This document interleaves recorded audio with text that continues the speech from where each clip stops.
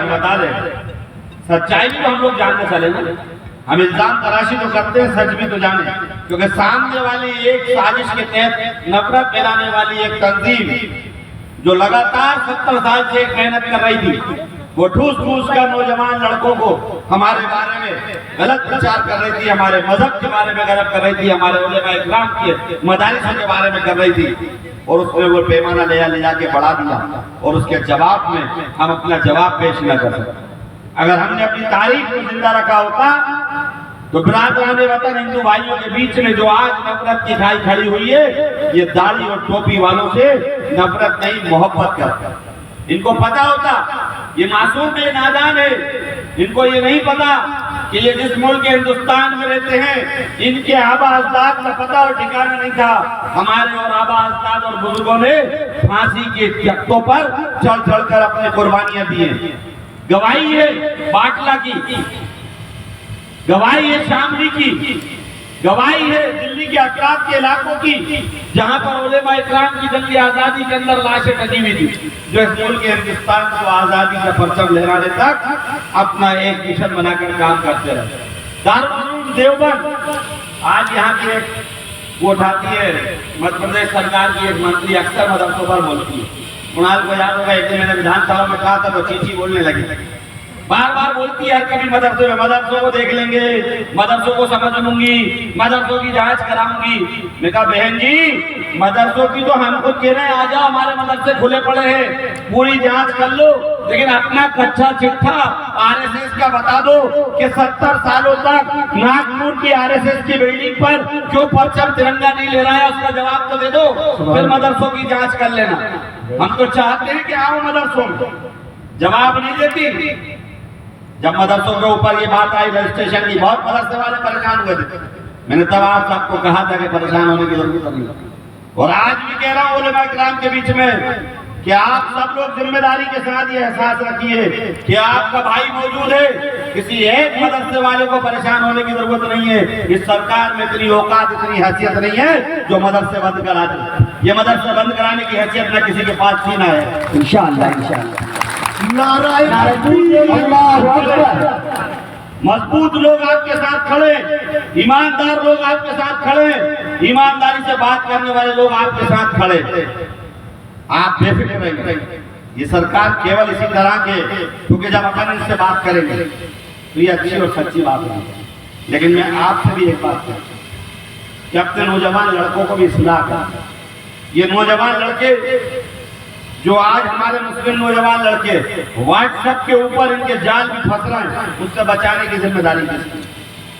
Bharatiya Janata party और RSS का एक पूरा नेटवर्क मुल्क के हिंदुस्तान में काम करता है, और आईटी सेल के माध्यम से कुछ ना कुछ डालता है और उसके ऊपर ट्रोल कराता है, और हमारे नौजवान लड़के उस पर बहस शुरू कर दिया।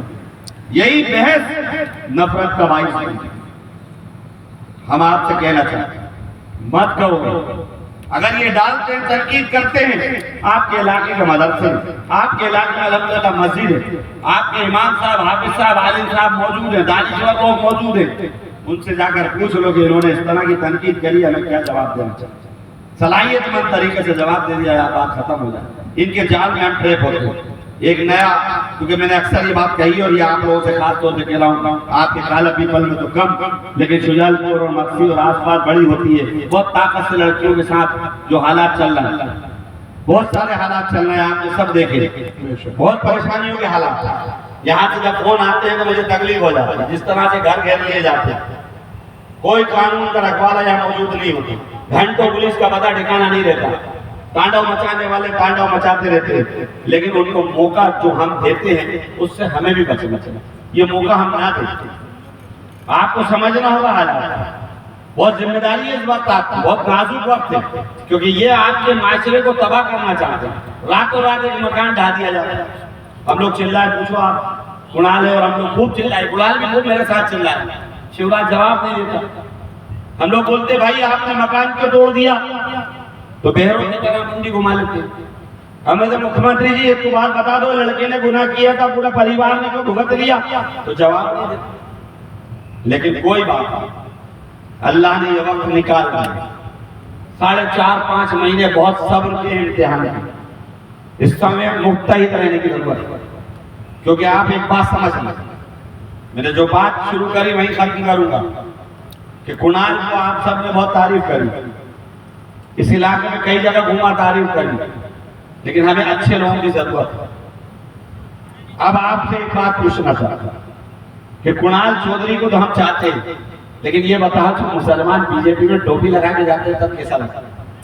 उनसे सवाल करो, उनसे पूछो कि जो तुम्हारी शरीयत को बर्बाद करना चाहते हैं, जो तुम्हारी शरीयत के खिलाफ कानून लाए हैं, जो तुम्हें बर्बाद और तबाह करना चाहते हैं, तुम्हारे घरों को बुलडोजर से रौंद देते हैं, तुम्हारी तबाही मचा देते हैं, किस मुंह से तुम उनके साथ खड़े होना चाहते हो? इसका जवाब तो हमें दे दो कम से कम, कि हम समझ लें कि तुम इनको अपने घरों पे दावतों में बुलाते हो, सिर्फ अपने मकसद हल करने के लिए गमछे गले में डाल लेते हो और पूरी कौम को जलील कराते हो।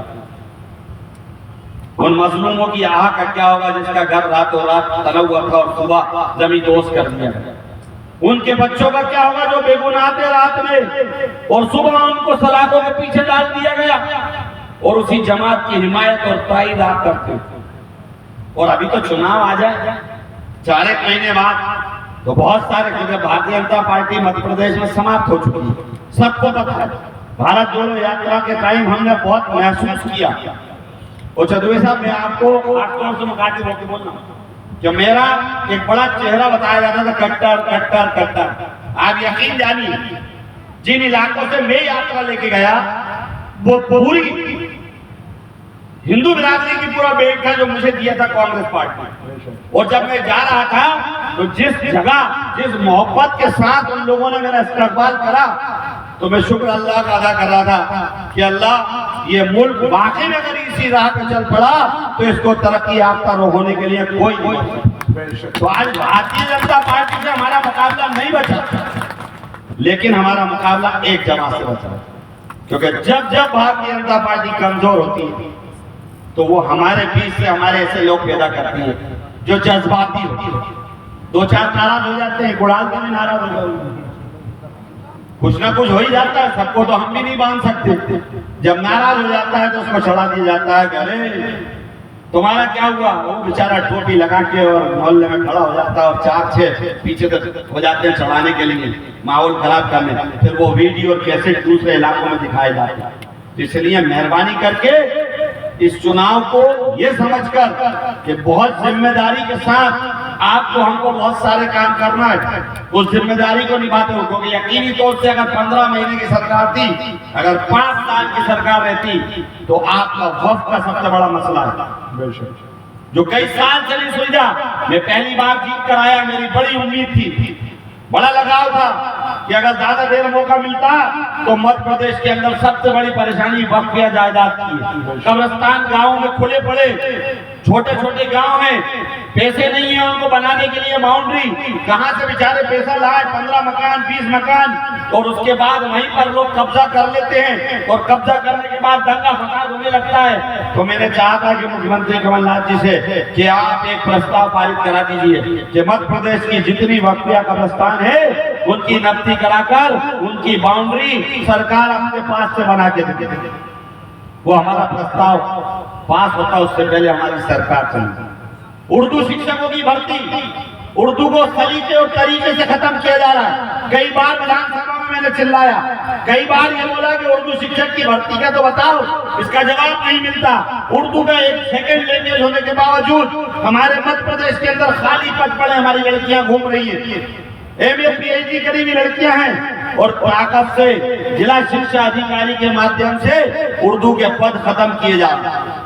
और कैसे खत्म किए जा रहे हैं? जब वो बच्चा उर्दू लेने जाता है तो उससे कह देते हैं कि तुम उर्दू मत लो, संस्कृत लो। उस पर दबाव बनाते हैं शिक्षा के अधिकारी और वो बच्चा उर्दू भरने से मना कर देता है। और उसके बाद जब हम भोपाल में मदद करते हैं तो हमको जवाब दिया जाता है कि उस स्कूल में उर्दू पढ़ने वाले बच्चे ही नहीं है, इसलिए उर्दू शिक्षक की आवश्यकता क्या है? ये आपका नुकसान हो रहा है। आपके बहुत अलग मसले हैं, ये नारों से काम नहीं चलने वाला होगा। आपके बुनियादी मसाइल अभी मजबूती के साथ आपको बहुत कराने हैं और ये हल तब होंगे जब एक अच्छी और सेकुलर जमात की सरकार मध्य प्रदेश में होगी, तभी आपके मसले हल होंगे। आपके नौकरी के मसले हल होना है। आपके इमाम मोहसिन तमाम जगह पे हम देखते हैं, दिल्ली जैसी जगह में इमाम मोहसिनों को तनख्वाह मिल रही है। मैं अभी मैन्युफैक्चरिंग की कमेटी में हूँ कांग्रेस की। मैंने कहा है कमलनाथ जी घोषणा करेंगे किसी दिन भी। मैंने एक प्रस्ताव दिया कि मध्य प्रदेश में अगर सरकार बनेगी तो हम आपको वजीफा देंगे, एक इमाम मोहसिन को वजीफा दिलाने का काम हम लोग करेंगे। बहुत सारे बुनियादी आपके मसाइल हैं जिसको हल करना है, लेकिन आप लोगों को भी समझदारी से काम चंद महीने और ताकत से आपको जिम्मेदारी समझना पड़ेगा, क्योंकि आपके जुल्म और कहर बहुत बुरा पड़ता है। बहुत इलाकों में बलता है, बहुत लड़के बंद हुए, बेगुनाह लड़के बंद हुए, बहुत चीखें सुनी है मैंने अपने कानों में, बहुत फोनों से सुना है कि पूरी तरह से देश को नाबूद करने की कोशिश की गई है। लेकिन आपको अभी सब्र का इम्तिहान हो गया और मजबूती के साथ। अच्छा, मैंने कभी ये नहीं कहा किसी से कि घबराओ या डरो, ये एक अलग हो गया। जो लोग मसलियत के नाम पर डराते घबराते हैं, मैं ये कहता हूँ कभी भी ये मत करना। ये मसलियत पसंदी मेरे पास तो छूकर भी नहीं गई, आप लोग भी मत छूना। मैंने आपको जो सलाहियतमंदी से काम करने की बात कही वो इस बुनियाद पर कही कि हमको वो काम नहीं करना जो वो कराना चाहते, हमको वो काम करना जो हमारा मकसद सामने है, हमारे वो बुनियादी मसाइल हमको सामने रखना है कि इसको हल कैसे कराना है। वो चाहते हैं कि इस तरह के नारे लगाओ, गलत नारे लगाओ, जज्बाती नारे लगाओ, ऐसा माहौल पैदा करो ताकि ये माहौल दूसरों में फैलाकर डराकर दहशत का माहौल पैदा करें और उसके बाद वो वोट हासिल कर लें। उससे बचने का काम आपको करना होगा, क्योंकि आपके ऊपर भी बहुत बड़ी जिम्मेदारी है, बहुत सारी जिम्मेदारी आपको अपने निभाना है। चंद महीने बचे, उस जिम्मेदारी के साथ करिए। हम लोग आपकी लड़ाई के लिए मौजूद हैं और आपका नुमाइंदा जिसकी गवाही मैं खुद आपके बीच में दे रहा हूँ, जो बराबर विधानसभा में अगर आरिफ मसूद भोपाल में चीखा है तो बराबर कुणाल चौधरी उसके साथ खड़ा है, कभी इसमें पीठ नहीं दिखाई, ये बराबर मेरे साथ खड़ा रहा। ऐसे कई हमारे साथी दोस्त हैं जो मेरे भाई हैं, मेरे साथ हैं।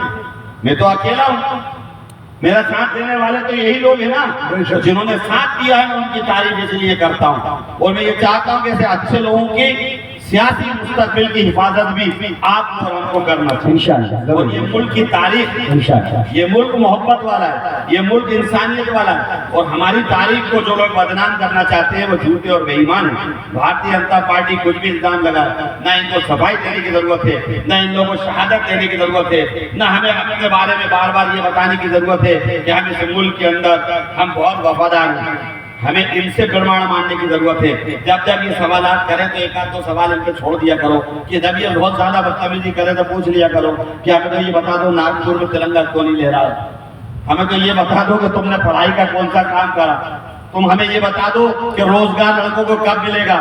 जब ये ज्यादा आपसे भेद करे तो नौजवान लड़कों तुमसे कह के जा रहा हूँ, जब ये बहुत गंदगी फैलाए तो मत दो उसका जवाब, उसके जवाब में एक जवाब व्हाट्सएप पे डाल दिया करो कि हमारे नौजवानों को रोजगार कब मिलेगा। आपका तो काश्त का इलाका है, पूछ लो कि गेहूं के दाम कब बढ़ेंगे, काश्तकारी के लिए बिजली कितनी मिलेगी, कितनी खत्म हो गई, जो बिजली नहीं मिल रही उसका क्या होगा, सड़क नहीं है उसका क्या होगा। जब ये डाल दो तो ये बिलबिला के बंद हो जाएंगे, क्योंकि इनके पास ये जवाब देने के लिए कुछ भी नहीं है और जब कुछ नहीं है तो ये कोरे के कोरे हैं। आपके हमारे मसलों पर लड़ने के लिए हम लोग हमेशा से बिल्कुल बाखबर है, कभी भी हम बेखबर नहीं हुए। अल्हम्दुलिल्लाह जब तक अल्लाह ने जिंदगी दी है न शरीयत के साथ समझौता किया है न शरीयत के साथ समझौता करेंगे। आपको ये यकीन दिलाता हूँ कि भोपाल में भी आपकी लड़ाई लड़ता हूँ, जहाँ जहाँ बनती है लड़ता हूँ। और आप दुआ करिए मौलाना तसव्वुर साहब आपके बीच में नहीं आ पाए। मौलाना तसव्वुर साहब के ऊपर एक जिम्मेदारी है, हमारा पर्सनल बोर्ड का हमारा एक इजलास है 3 तारीख को इंदौर के अंदर बंजारी में, तो तसव्वुर साहब उस जिम्मेदारी में लगे हुए इस वजह से वो नहीं आ पाए। जलसाए आम की घोषणा उन्होंने करी थी, यहाँ पोस्टर भेजा, अभी उसमें कुछ दुश्वारी है, अभी ना उसकी परमिशन मिली है और ना हमने कैंसिल करा। हम लोग तय करेंगे, अभी खालिद सैफुल्लाह साहब हम लोग बैठ रहे हैं 2-3 दिन में, 2 दिन बाद बैठेंगे, तब जो भी ऐलान होगा वो करेंगे, उसके जरिए आपको खबर हो जाएगी। तो आप लोग परेशान मत होना कि यहाँ से बहुत सारे लोगों को आना था, मौलाना ने मुझे बताया था, तो आप लोग परेशान मत होना, जैसा भी होगा हम आपको खबर करेंगे। करेंगे इंशाअल्लाह। पर्सनल वोट के लिए जरूर बता दूं कि बहुत लोगों को ये गलतफहमी है कि मीटिंग की, ये बात सच है कि मीटिंग की परमिशन कैंसिल की गई थी, लेकिन अल्हम्दुलिल्लाह अभी आरिफ मसूद मध्य प्रदेश में जिंदा है, वो परमिशन कायम है। पर्सनल वोट की वो बैठक इंदौर में, भाई आरिफ मसूद साहब जिंदाबाद, भाई आरिफ मसूद साहब हमारा नेता कैसा हो, हमारा नेता कैसा हो। न कल आई थी न इंशाअल्लाह आज आई है। तमाम उलेमा इकराम से भी माजरत के साथ कि हम आपको वक्त देना चाहते हैं, हम आपको सुनना चाहते हैं, हमारी आवाम है आपको सुनेगी, हमारे लिए भी दुआ करिए, हमें आगे सफर पर जाना है। खुदा हाफिज, शुक्रिया। फी अमान अल्लाह।